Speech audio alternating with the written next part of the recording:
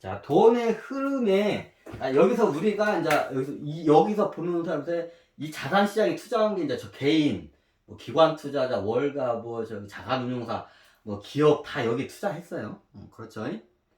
그걸 어디로부터요? 은행으로부터 빌려요. 그 은행은 그 돈을 어디서 빌렸나요? 중앙은행, 한국은행으로부터 빌려요. 자, 은행뿐만 아니라 대한민국에 있는 기업들도 그렇고, 대한민국 국민들도 그렇고, 다 빚쟁이에요. 채무자예요. 빚쟁이. 자, 채무자가 빚쟁이가 있으면 채권자가 있겠죠? 채권자가 누구냐요? 이 양반이에요. 이 양반이 돈을 찍어가지고 여기다 빌려줬어. 그리고 여기서 이게 빌려줬어. 뭐 최종적인 채권자는 중앙은행이 갖고 있어요. 뭔가 좀 이상하죠? 자, 우리는 이상하다는 지금 현재 우리가 살고 있는 이 자본주의 사회에 대해서 우리는 이해할 필요가 있어요. 자, 이거를 갖다가 가로로 놔서 그렇지. 자, 세로를 놓을게요. 이게 먹이사슬이에요.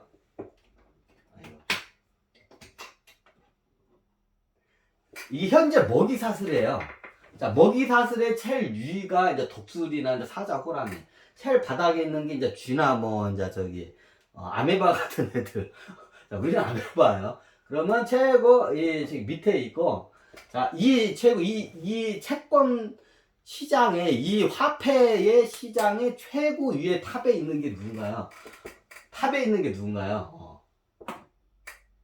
중앙은행이에요. 중앙은행이 모든 기업, 은행, 개인들의 모든 최종적인 채권을 다 쥐고 있어요. 우리나라만큼이 아니라 전 세계적인 현상이에요. 미국이 특히 심해요, 그게. 중앙은행은 돈을 찍어대고 그걸 빌려줬어요. 당연히 채권자죠. 우리들은 그걸 돈을 빌려가지고 어떻게 됐나요? 자산시장에 투자를 했어요. 그래서 그 결과 어떻게 됐나요? 자산시장에 버블이 일어났어요. 근데 자산시장에 버블이 꺼져요.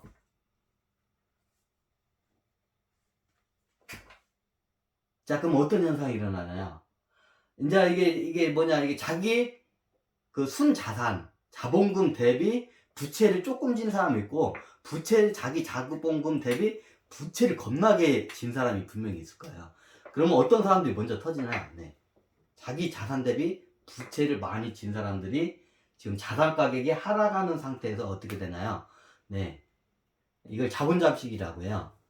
내 자산보다 내 자산보다 빚이 더 많아. 지금 이미 일어나고 있죠. 깡통 전세, 뭐, 부동산 하나만 딱 예를 들게요. 자, 부동산 예를 들어서 10억 주고 샀다고 해. 아파트를. 근데 이게 10억 주고 샀는데, 내 돈 그냥 3억 주고, 내 돈 땡돈 3억에 은행 대출 7억을 받아서 10억 주고 샀어요. 지금 2021년도에 한참 그때 했을 때 샀다고 가정을 하죠. 10억짜리 아파트를 내가 열심히 모아가지고, 평생 모아가지고 3억을 모았어. 내 돈 생돈 3억이고, 그리고 대출 7억. 합쳐가지고 10억짜리 아파트를 샀어. 근데 그 당시에 10억짜리인데 그 10억짜리 아파트가 지금 얼마가 됐나요? 지금, 7억이 됐어. 7억. 자, 그냥 간단하게 아파트 하나만 사례를 볼게요. 작년에 내 돈 생돈 3억이고 은행 대출 7억 깨가지고 10억짜리 아파트를 내 돈 샀어. 근데 10억, 그 당시 시세가 10억이니까 10억 나왔다. 근데 지금 그게 얼마에 떨어져서 7억으로 떨어졌어. 자, 어떤 느낌인지 아시죠? 그러면 그러면 빚 오고 또이또이야. 내 3억이 날라간 거야. 내 돈 생돈 3억이 날라간 거야. 이제 이게 버블 시장에서 일어나는 현상들이에요. 자, 그나마 이 양반이야. 자, 어떤 양반이 있냐? 자, 내 돈이, 이게 여기저기 이제 막 끌어들여가지고, 쉽게 말하면 부동산 그게 안 되니까, 내 돈 생돈, 1억. 내 돈 생돈 1억. 내 돈 생돈 10억. 내 순수한 내 생돈 10억. 10억. 내 동생도 10억이 있어요. 10억으로서 어떻게 했냐? 나중에 이게 저기 한 작년쯤에 이 저기 자산 시장에다 투자를 했어. 작년에 이 자산 시장에 켜서 내 돈 땡돈 10억. 그냥 현금 그대로 내 돈 땡돈 10억에다가 이 자산 시장에 켰어. 근데 저기 그냥 내 돈만 했냐? 아니요. 내 돈만 한 게 아니라 저기 뭐냐? 대출을 겁나게 껴가지고 높은 이자까지 딱딱딱 긁어 금리로 된 해가지고 90억 자산운용사에 지금 그런 양반들 봐라. 자, 내 돈 10억에 생돈 10억에다가 저기 이게 자산 저기 저기 운용사들이 이런 데가 많아요. 내 돈 생돈 10억. 내 돈 생돈 10억 어떻게 하죠? 근데 여기다가 저기 부채를 진 거야. 이게 대출을 받아. 얼마? 90억. 90억이라고 하겠습니다. 얼마? 90억. 부채 비율 900%. 90억, 그러니까 부채 비율을 900%라고 해요. 1000%도 안 넘었어요. 부채 비율 900%로 해가지고 내 돈 생돈 10억에다가 저기 뭐냐 은행 대출 90억 해가지고 100억을 갖다가 여기다가 때려 박았어. 언제? 작년에 버블이 한참 저기 꼈을 때 가상화폐, 부동산, 주식, 뭐 채권에다 골고루 투자를 해놨어. 그게 되냐고요? 돼요. 그런 분들 지금 똥줄을 많이 타고 지금 한강다리에서 나씨 가야하고 지금 이런 분들 많으실 거야. 가지 마세요. 어차피 그거 저기 그거 그냥 저기 어떻게 채무 그냥 뭐 나중에 좀 이런 말 건데 그걸 다 누가 떠왔냐? 은행들이 떠왔나? 그냥 개인 파산 신청하면 돼요. 몇 개 직업만 아니면 이렇게 파산 신청하면 채무가 이게 다 이게 저기 이게 파산 제도가 참 좋아요. 그러면 어떻게 되냐? 은행에서 모든 전재산까지 싹 끌고 가고 파산을 시켜줘요, 이제. 그럼 그 사람은 제로에서부터 시작하는 거야. 지금 그런 사람들 맞아. 자살하지 마세요. 파산 제도가 있으니까 그냥 파산 제도로 해서 깔끔하게. 그럼 그러면 그걸 다 누가 그 부담을 빚진 걸 누가 다 하냐? 은행이 다 떠안게 돼 있어요, 그걸. 그럼 은행이 부실해지겠죠? 당연히. 이제 두 번째 단계가 은행이 부실해져요, 이제. 이게 이제 한번 도미러가 지금 그걸 막아내기 위해서 지금 많이 고군부터 하는데, 현재 상황이 그래, 그냥. 자, 내 돈, 생돈 10억에다가 900억, 부채 비율 900%. 부채 비율 900%를 쳐서 어떻게 했냐? 여기다 투자를 했어, 작년에. 2020년도 한참 좋을 때만. 저기 3,300 가고, 부동산 막 저기 1조 원 갈 것처럼 하고, 저기 채권 시장도 좋고, 저기 비트코인이 사상 최대를 막 찍을 때, 그때 들어본 기야. 어떻게? 내 돈 생돈 10억에다가 대출금 90억 해서 얼마? 100억. 100억을 여기다가 팍 그냥 막 멋지게 그냥 다 몰빵을 해버린 게야 그냥. 자, 어떻게 지금 현재 상황에 그런 분들이 어떻게 됐을까요? 자, 지금 현재 상황에서 어떻게 됐을까요? 안 봐도 비디오죠. 저기 뭐냐 손실 10% 이상은 무조건 냈죠. 뭐 30% 이상도 내고 사람마다 틀리지만 40% 내고 반토막도 난 사람도 있어요, 분명히. 반토막 이상 더 손실 낸 사람도 분명히 있을 거고. 어디에 투자했는지 틀리겠지만 다. 반토막 100억 원을 투자했는데 그게 반토막이 된 사람도 있고, 그게 이제 저기 30% 손실 본 사람도 있고, 보통 30% 손실 봤어요. 10% 이하 손실 본 사람은 없을 거야. 기본이 30%그 당시에 들어왔으면 30% 이상은 손실, 아무리 투자를 잘해서 30% 이상은 현재 손실이 난 상태고, 많이 손실이 나면 반토막 50% 이상도 손실이 났어. 그러면 100억 원을 딱 멋지게 작년에 100억 원 넣었는데 지금 여기 딱 자산 상태를 보니까 50%로 이게 반토막 나서 50억이 됐어. 자, 나는 멋지게 투자했는데 지금 대출 빚이 90억이고 지금 여기 내 현재 투자한 자산 처분해봤자 50억밖에 안 돼. 자, 이걸 은행이 알까요, 모를까요? 은행이 알까요, 모를까요? 알아요. 모를 리가 없어요.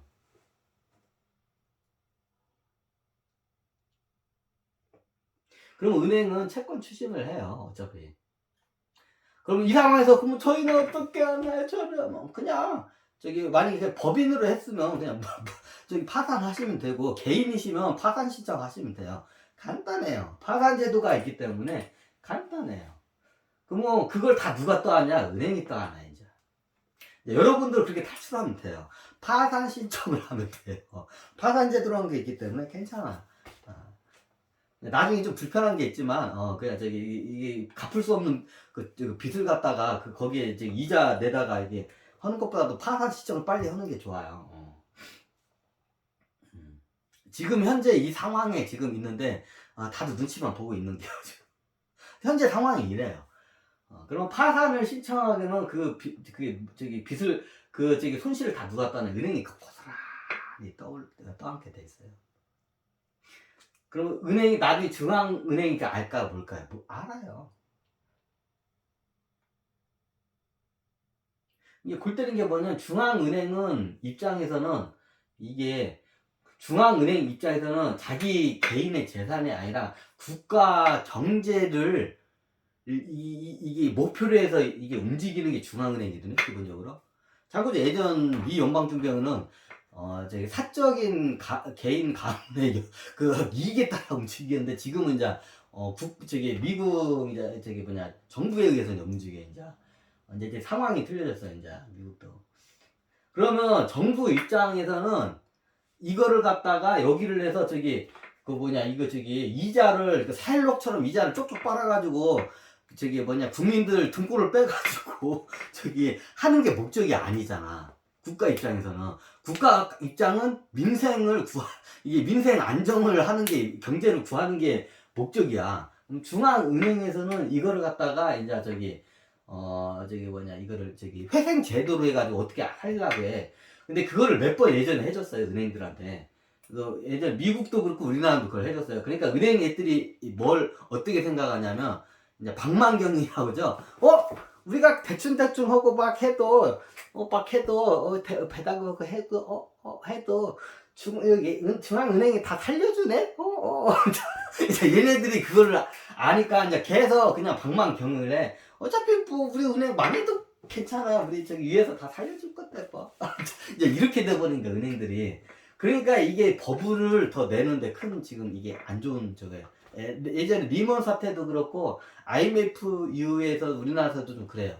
은행들이 도산하면서 약간 이게 방망경영을 해요. 어차피 망해도 돼. 얘가 다 위에서 다 구제해 줄 거니까. 좀 우리나라 은행들도 그렇고 은행들이 좀 그래요. 재무제표 보면 딱 보면 알아. 진짜 방망하게 경영해. 개념 없이 경영해요, 진짜 얘네들은. 우리나라 은행들이. 네, 그래서 은행주는 안 사. 배당금을 아무리 줘도. 지금 이제 이게 수면 위로 이제 잘 올라오죠.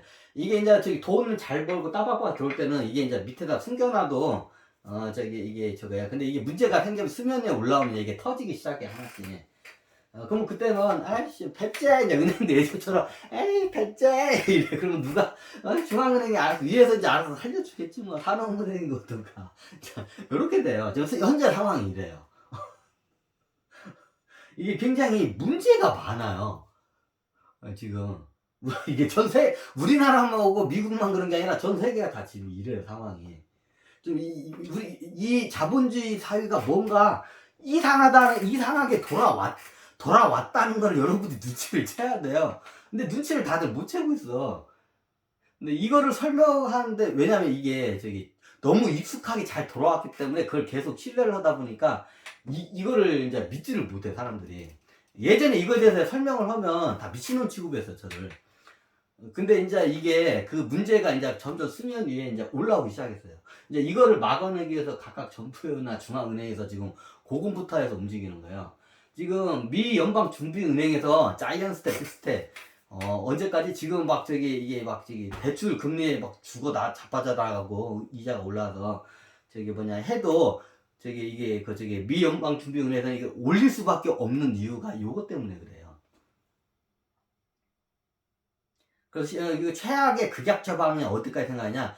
10% 이상 기준금리를 올릴 것까지 생각을 해요. 10%를 올려서 어떻게 하냐? 모든 시중에 있는 돈을 해가지고 기준금리가 10%의 이자가 중앙은행으로 달러 들어가잖아요. 그럼 그걸 다 소각을 시켜버린 거예요. 10%의 이자가 어마어마해요. 상상을 초월하는데 굉장히 많이 찍어서 은행에다 빌려줬기 때문에 10%의 이자를 받는다는 거는 눈치 빠른 분들이구나. 자, 시중 여기 발행한 돈의 10%를 이자를 받으면 10년이면 모든 달러를 다 회수해서 다 찢어져 없앨 수가 있어요. 10년이면 내가 발행한 돈에 이제 이게 장부상에 발행한 돈에 미 연방준비은행이 장부상에 발행한 돈에 은행에다 빌려줬잖아. 그 은행에서 10%의 기준금리를 올리면 10%의 이자를 받아. 갈 수가 있냐? 한시적으로 갈 수도 있어요. 그거는 잠깐만 찍고 올 수도 있어요. 그러면 어떻게 되냐? 10%가 오게 되면 그걸 갖다가 10년 동안 그걸 계속하면 시중에 있는 모든 달러를 C를 다 말릴 수가 있어요. 그럼 어떻게 되냐? 그 안에 물가가 이미 잡혀버리겠죠. 이게 미 연방준비은행이 생각하고 있는 기본 정책이에요, 이게. 말도 안 되죠. 이 말도 안 되는 걸 좀 할 수밖에 없고 좀 그래야 돌아가는 상황이 현재 이래요. 이 자본주의 사회가 어떻게 돌아가는지를, 이 화폐 경제가 어떻게 돌아가는지를 여러분들이 좀 아셔야 돼, 이게. 그 화폐가 무분별했지만 화폐들이 자산시장에서 버블을 어떻게 내려내고 버블에서 뒤늦게 이게 위에서 구름에서 탄 사람들이 이게 구름인지 알고 밑으로 추락을 할 때 어떤 현상들이 일어나는지, 끔찍한 현상들인지 이걸 알아야 돼요, 여러분들. 이게 자본주의에서 좀 이해를 하셔야 돼요, 여러분들이. 저도 이 강의를 하는 데 있어서 굉장히 좀 많이 심사를 하고 했어요. 이거를 과연 대중들이 이걸 믿기나 할까? 이해를 할까? 근데 앞으로 이제 이 현상이 이제 단계적으로 일어날 수도 있어요. 하지만 중간에 이게 잘 무마가 돼서 일어나지 않을 수도 있어요. 하지만 현재 상황이 이렇다는 거는 좀 여러분들이 아셔야 돼요. 그럼 주식 투자했나요? 제가 말씀드렸잖아요, 예전에. 주식을 투자를 하되 조금씩 떨어질 때만 하고 올라가면 하지 말라고. 조금만 투자하시라고. 그게 그게요. 조금씩 투자하다 보면 투자를 아예 안 하면 경제 공부도 안 하고 주식 공부도 안 하고 자산에 대한 공부도 안 해요. 자기가 조금 이게 자산이 조금 이렇게 들어가 있어야 공부를 해. 저부터도 그래요. 주식에 이게 돈이 안 들어가 있잖아요. 이걸 내가 뭐 땀치로 공부해? 제 자산에 대해서 뭐 땀치로 공부해? 이렇게 저부터도 그렇게 돼요. 근데 여러분들도 똑같아요. 그래서 조금만 투자를 한 거예요. 계속 관심을 가지면서 추적 분석을 하시라고. 그래서 조금씩 넣고 내가 이 돈 없어도 되는 돈, 그 대신 떨어질 때만.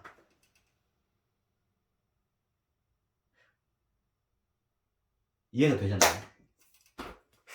저도 몰라요. 앞으로 어떻게 될지는. 여러 가지 시나리오가 굉장히 많기 때문에.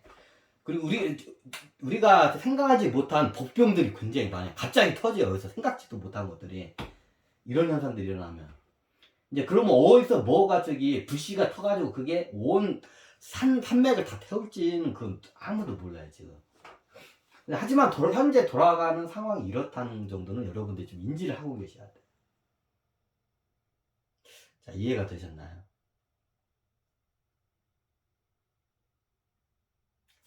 자, 오늘은 여기서 4대 자산 버블과 이게 그 화폐 은행과 4대 자산 버블 그리고 화폐 정책에 대해서 이게 지금 현재 상황을 제가 한번 이렇게 한번 브리핑 해봤습니다. 네, 감사합니다. 다음에는 더 좋은 강의로 여러분께 뵙겠습니다.